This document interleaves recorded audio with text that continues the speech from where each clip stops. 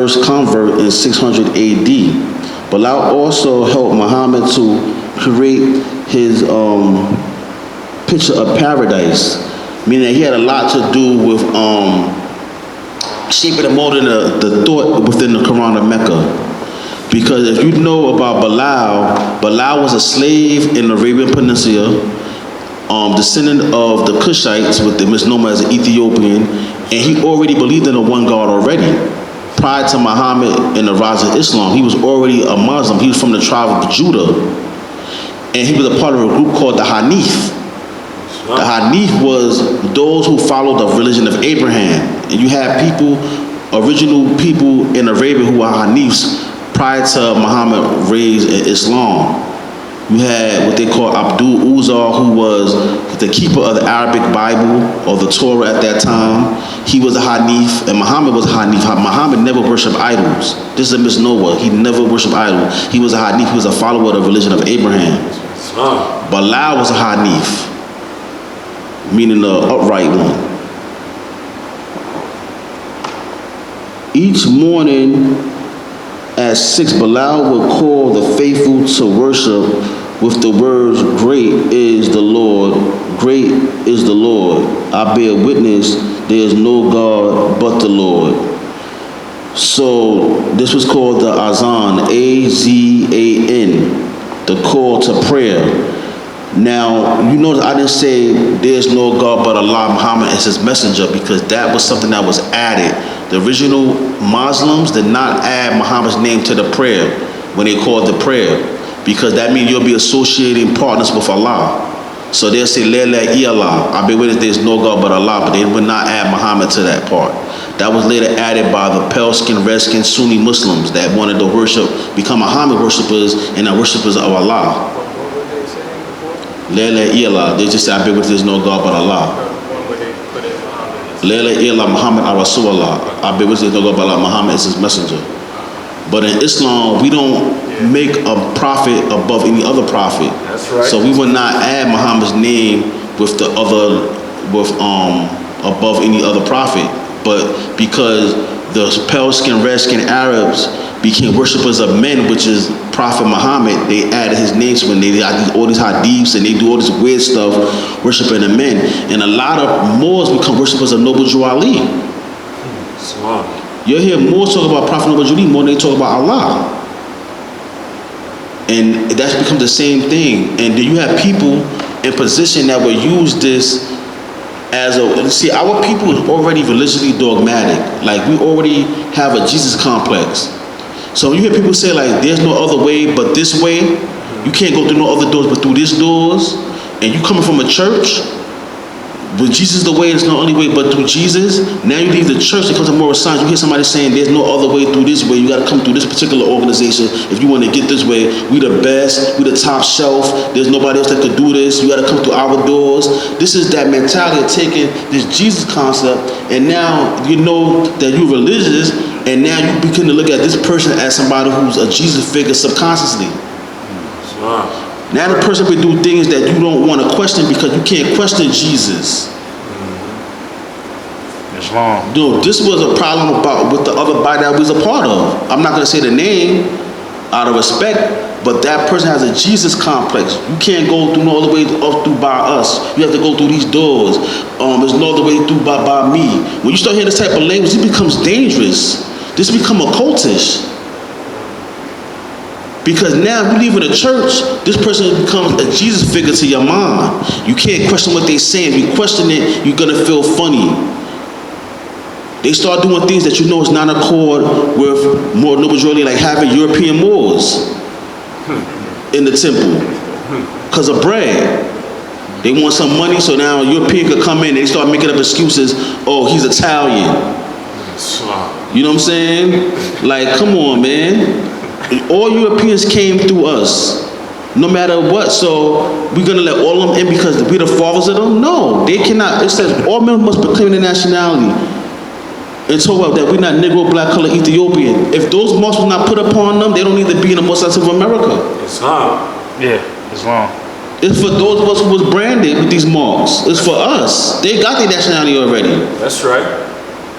But if you got the money, people let you come and claim your nationality. Go through a ceremony, everything, get a nationality card and say that he's Italian, he's one of us. You know what I'm saying? Let's get back to Bilal. He called the call for prayer. Bilal would lead the followers in prayer. Muhammad and Bilal were inseparable. Bilal held prayer no matter what was about of happen. Okay, no, he would hold prayer no matter what. Even in the battle of Badr, Muhammad called for prayer. That means in the middle of war, they will stop in prayer. Give me the big Quran, chapter 8, verse 39.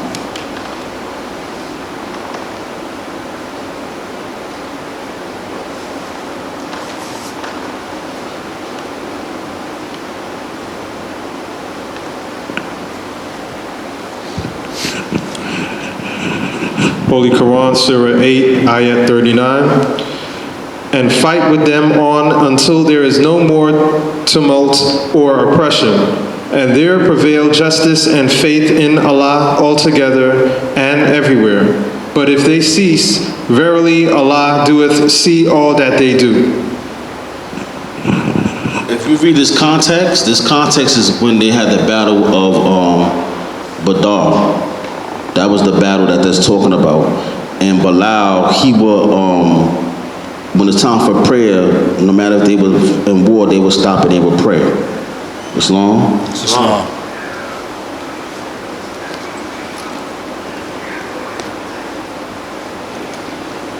He made the soldiers kneel and pray in victory. After the capture of Jerusalem, Bilal rode through the streets on the right of Umar. Entering the temple, there he drew throughout the Christian images and prepare it for the worship of Islam. So when they went through Jerusalem with Umar, he was on the side of Umar when they went into Jerusalem, and they threw out all the Christian idols and had it prepared to worship in Islam. So Bilal, who was an Ethiopian or Moor, he destroyed the idols that was in Jerusalem. Islam? Islam. I had a picture of Bilal. So Bilal joined the Prophet Muhammad. Bilal held a very sweet, powerful, rich voice. Bilal, the Moorish Abyssinian from the great house of Israel, Bilal says only for the Khalifa, sung only for the Khalifa, and the Khalifa was Umar. One day it came to pass that the people of Damascus, where Umar had traveled on his visit, begged the Khalifa, saying, "O commander of the faith, we pray that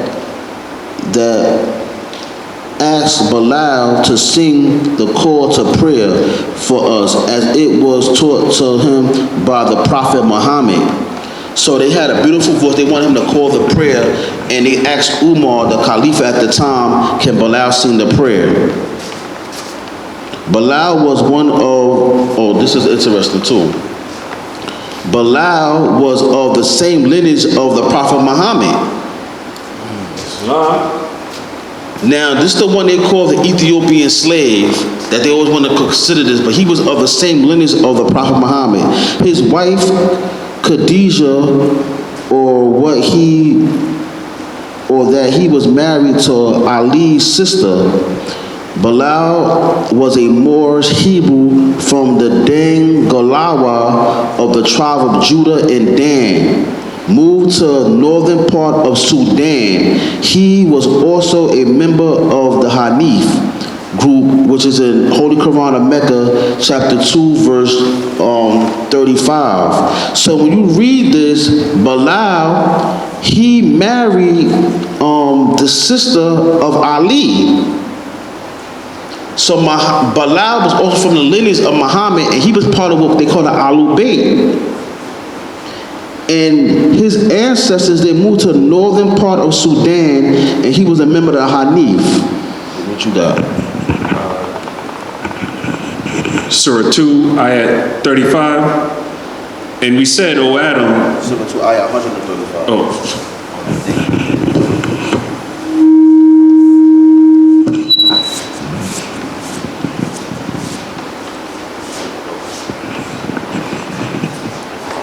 Surah 2, ayat 135. And they say, be Jews or Christians, you will be on the right course.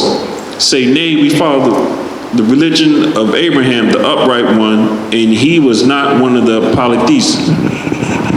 So that was the Hanif. So we used to read that Bilal from the Dangola of the tribe of Judah and Dan moved to the northern part of Sudan. He was a member of the Hanif. Accompanied by Bilal and his followers, the Rasul Allah proceeded to the grounds of the Kaaba. So this also, when they went to the Kaaba, in which were located 360 idols, the word used in the Quran for idols are shirk. Muhammad gave Bilal a sword and commanded him to chop down and burn the idols, which the sword in one hand and the scepter in the other hand. He stood tall against the sky again and again, and the sword sliced through the air until all the idols lay in pieces. He proceeded to the top of the Kaaba, La La ilallah. His voice rung through the crowd, who all repeated the same. Give me a Holy Quran of Mecca chapter 9 verse 28. So Muhammad had ordered Bilal to go to the Kaaba, and this Moor, he chopped down and destroyed all the idols at the Kaaba, and he stood up and said, La la ilah, there's no God but Allah. Bilal and the Ansars marched to restore Islam to the holy city of Mecca. Surah 9, ayat 28. O you who believe, the idlers are surely unclean, so they shall not approach the sacred mosque after this year of theirs. And if you fear poverty, then Allah will enrich you out of His grace. If He please, surely Allah is knowing and wise. Islam. So this was the Moors, this was the Ansars, these were Bilal who went and chopped down and destroyed the idols to restore Islam in the holy city of Mecca. You can read 100 amazing facts about the Negro, 30 to 31. Let me see, can I get it quick fast?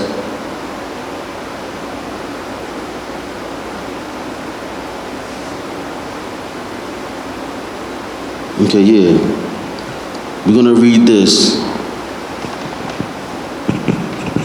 So where was Bilal from? His ancestors, where was he from? Anybody remember? His ancestors? Ethiopia. Yeah. All right? And I said that he's from the tribe of Judah and Dan, which was from the tribes of Israel, right? Yeah. Islam. And he's Hanif, but he was also from the lineage of Muhammad, and he married Ali's sister. Now let's see what 100 amazing facts say about these people. 100 amazing facts about the Negro. Number 31. The Falasha, or Negro Jews of Ethiopia. The Falasha, or Negro Jews, which are Moors of Ethiopia. Islam.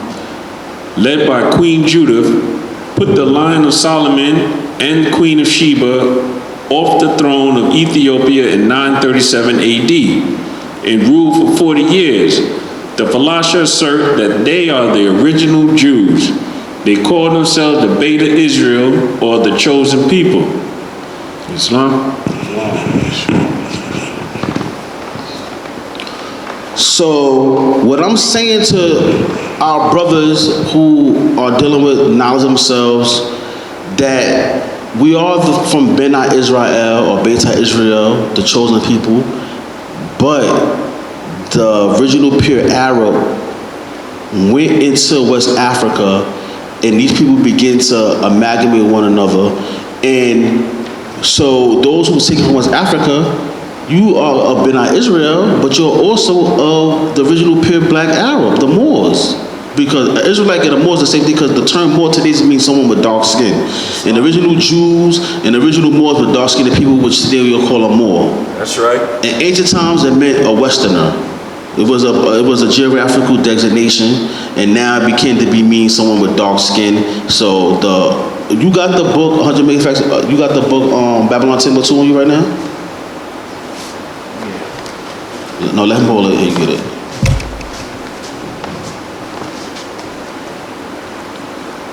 Cause I'm about to end with this.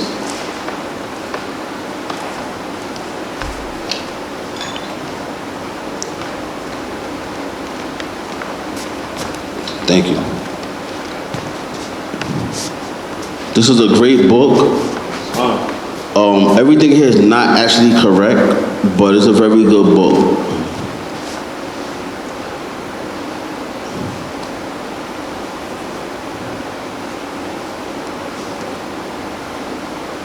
Anybody could ask anything. That's what you were saying. He's an Ishmaelite and an Israelite, right?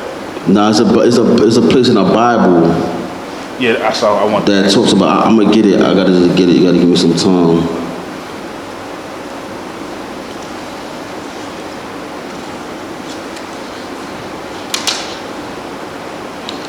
And you know, our fez, it signifies power and authority. Islam. And people might miss this in the it's mentioned in Babylon Timbuktu with Aska.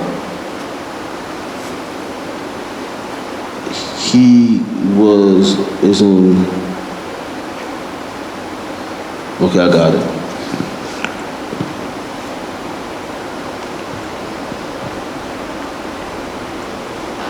We're gonna read from here to here.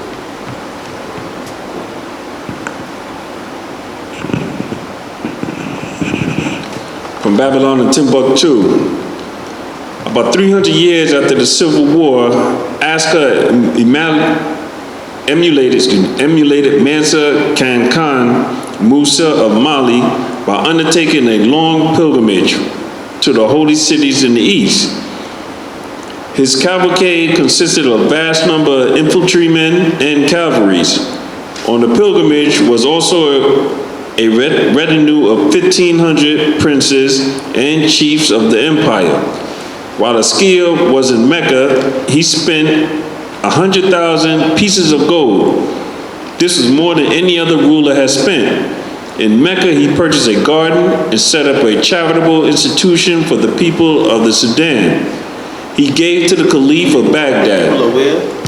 Oh, from the people of Sudan. He gave to the Caliph of Baghdad gifts that astonished the entire court. Then contributions surpassed all other things. The Caliph of Baghdad, Abbasid Matawakkil, was immensely impressed by Askia. With the Caliph's consent, Askia was made his deputy. Right, with the Khalifa consent, Askia was made his deputy. Islam.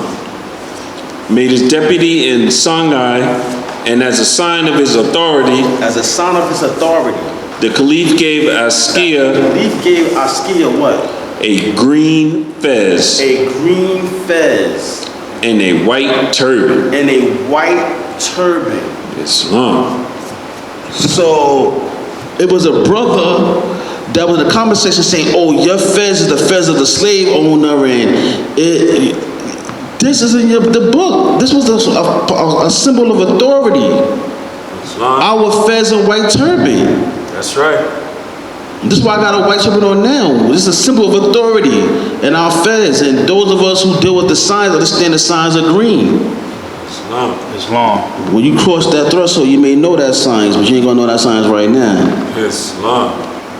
Because you think you know more signs now, you don't know more signs yet. True. Till you get to go sit in that, go walk in that holy ground. Islam. Then you humble yourself.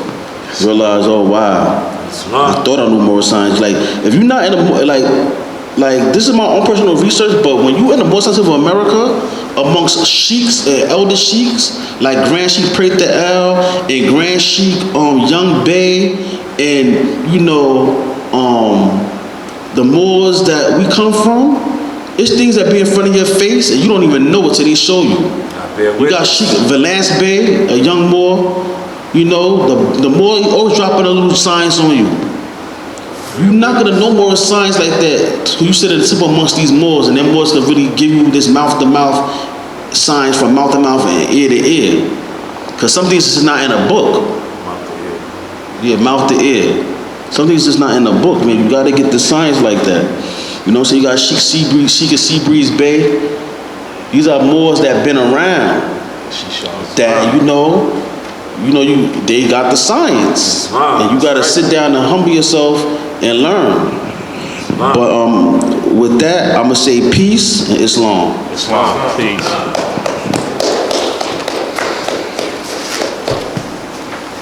That's gonna be part 3. Israelites.